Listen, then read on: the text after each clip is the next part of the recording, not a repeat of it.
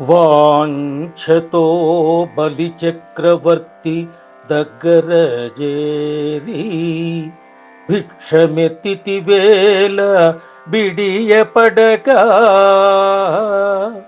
అడవిలో శబరి తీయని ఫలాలందీయ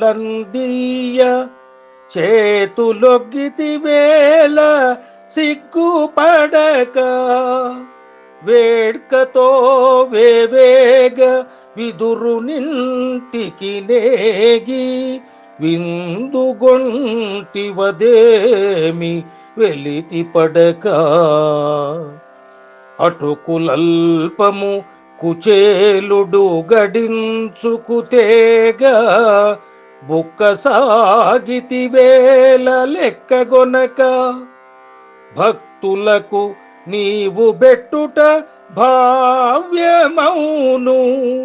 వారి కాసించితివి దండివాడవయ్యా భూషణ వికాస శ్రీధర్మ పురనివాస దుష్ట సంహార నరసింహ దురిత దూరా ఆ ఆ ఆ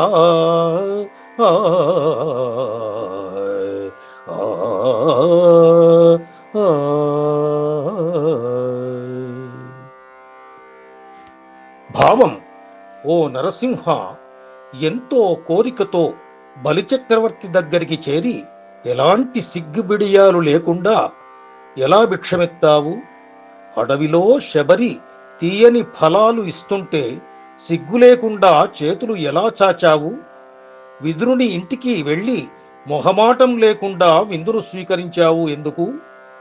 అల్పములైన అటుకులను కుచేలుడు సంపాదించుకొని వస్తే ఇవేవీ పరిగణించకుండా ఎలా బుక్కినావు? నీ భక్తులకు నీవు ఇవ్వడం అనేది తగిన పని అవుతుంది.